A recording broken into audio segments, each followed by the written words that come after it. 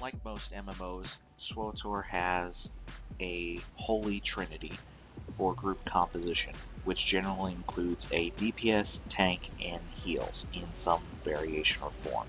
Today we'll be talking about the tank specifically. A common misconception about tanks is that they are a simple meat shield for the group. This cannot be farther from the truth. While they are designed to take more damage than other classes in the game, such as DPS or heals, they are also designed to control the fight. You will see here in this video and through your own experience how much of a misconception this really is. Now let's talk about the words aggro and threat, which are key for any tank to understand. Aggro simply is short for aggravation and means to gain the attention of an enemy. Aggro is gained through threat generation. As in the real world, the bigger the threat you are, the more attention you gain. This holds true for the game as well. Each tank class has a form or stance that increases not only their armor, but increases their threat. In the case of the Guardian tank, for example, Suresu form is the tanking form that increases mitigation stats, accuracy, and threat generation. So how do you generate threat? Threat is generated anytime you do damage to an enemy. Each ability has its own associated threat level, and some abilities generate more threat than others. Tank classes have very specific moves that generate high amounts of threat in order to maintain the attention of an enemy. In order to generate the highest threat possible as a tank, make sure that you practice incorporating your high threat moves into your regular rotation, both AoE rotations to maintain mob threat, and single target rotations in order to keep threat on a boss. Now, something that all tanks should get used to is something called a cleave. Many enemies utilize a cleave type attack that places a conal area of effect in front of them, and anyone caught in that conal AoE will take damage. Therefore, all tanks should get in the habit of turning enemies, whether it's a boss or a mob, away from the direction of the rest of your party and or group. Here I'm using my companion as a stand-in for the rest of my group. You'll note that I've turned the boss 180 degrees, and you can see my companion standing on the other side of the boss. Therefore, any cleaves that will occur will hit me and me alone and not the rest of my group.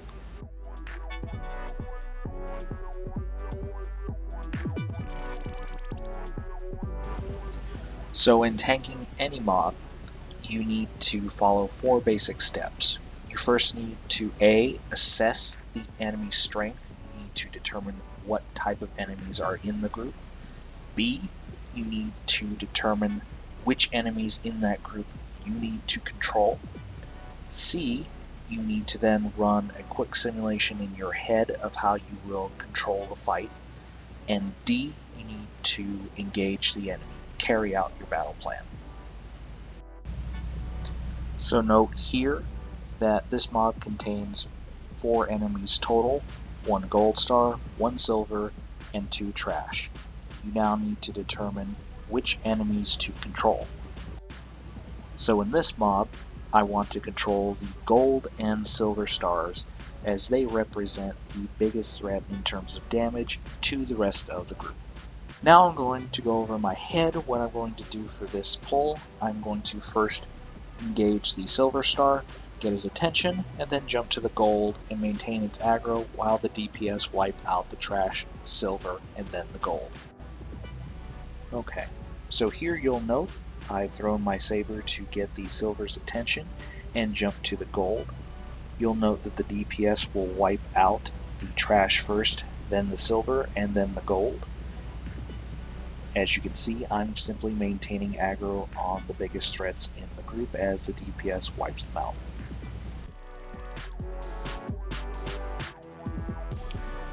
So in boss tanking, you will often have to deal with not only the boss, you will have to deal with adds, in addition to any unique mechanics that that specific boss has to deal with. That being said, you need to make sure that the plan of attack for your group is crystal clear before you engage the boss. Here I'm going to use the first boss of Assault on Tython Hard Mode as an example of standard boss tanking mechanics. So now we're going to use everything you've learned thus far in order to maintain aggro on the boss and keep the group alive. To start with, as usual, we keep the boss pointed away from the rest of the group. In addition, you also want to use high threat maneuvers in order to generate as much aggro on the boss as possible. You also want to start building any defensive buffs that you have at the beginning of the fight in order to mitigate as much damage as possible.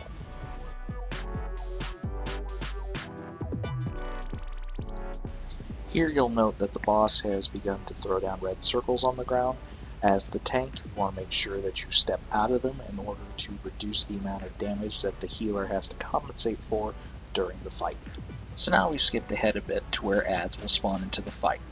Adds are part of many boss encounters and have to be dealt with quickly in order to minimize damage to the group. You'll note here that these adds are shielded. We use the boss's AoEs to drop their shields, and we then kill them.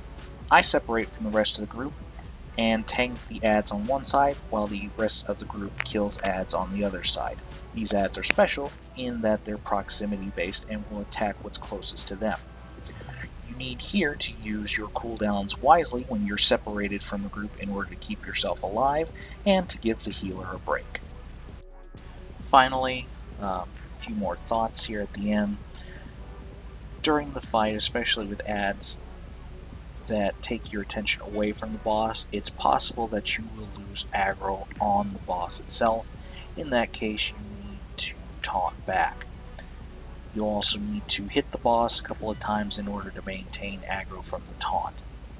Some bosses have regular aggro drops and integrate that mechanic into the encounter itself. In these instances, you will have to pay very close attention to the boss's aggro to keep the group alive, or the boss could potentially kill a healer or DPS.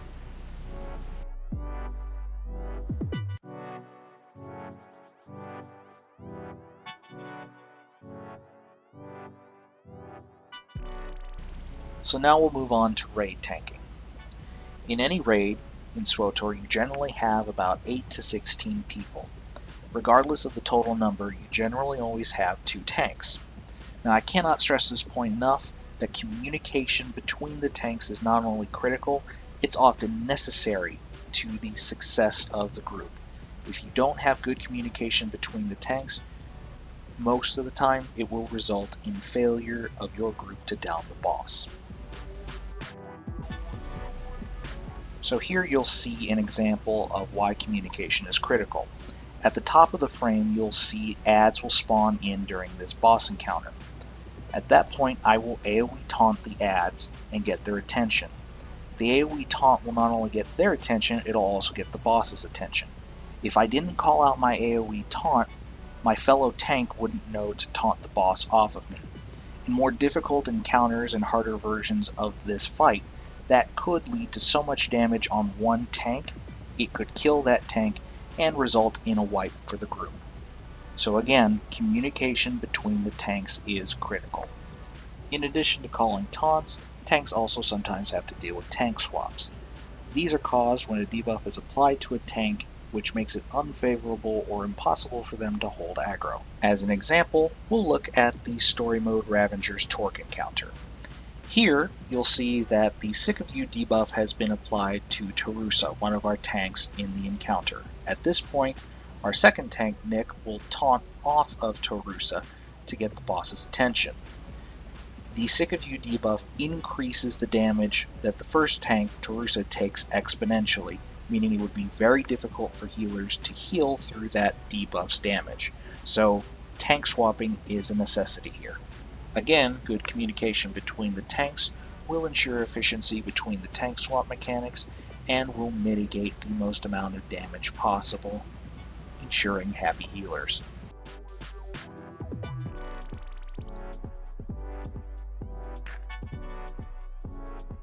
Why haven't I talked about taunting till this point? The reason is that many tanks have misconceptions about what a taunt is for and how to use it. A taunt does two things. First, it forces the enemy or enemies taunted to attack you for a brief period of time. Second, a taunt will boost your threat on the taunted enemies 10% above the next highest threat in the aggro table. Based on these two properties of a taunt, you should never lead a fight off with a taunt. Let's use a fictional example to show you why you shouldn't do this. Let's assume you leap into a boss fight and your aggro is now 100. You taunt, and because you're the only one that's attacked the boss, your aggro only goes up to 110, 10% above what it was before. Now the rest of your group begins to attack the boss. Their aggro generates about 200 threat on the boss. As soon as your taunt wears off, they will rip aggro from you, and they will begin to receive damage from the boss. This means that your initial taunt was wasted, and it essentially had no effect in maintaining aggro for the fight. Now let's do the same scenario in which you wait to taunt until the group has started attacking. At this point, your aggro boosts from 100 to 220, 10% above the rest of the group's aggro. While it is person and experience dependent, many DPS will generate the most amount of threat in any encounter at the beginning of the fight because they are using their highest damage abilities during an opening rotation. That being said, if you wait to taunt until after they've completed their initial opener rotation, you will be able to boost your threat 10% above the theoretically highest threat that the DPS can generate, and therefore reduce the necessity or use of taunts later in the fight, allowing you to use taunts sparingly and only when necessary in order to taunt adds off of a healer or maintain aggro on a boss that has a regular aggro drop. Finally, my last piece of advice is always be nice to your healers. Having done quite a bit of raid healing before, healing by nature is triage based and very frantic. Therefore, healers have a lot of things going on screen. So to reduce the workload of the healers, many tanks will call out to the healers when they will be receiving a lot of damage either from adds or from the boss, or for example, when they require a cleanse. It's just one less thing that the healers have to worry and think about. So with that, I will end this tutorial. Again, thank you for your patience, good raiding, good tanking, and good night. And remember, communication is key. Fire. Fire bad. Taunt, please taunt.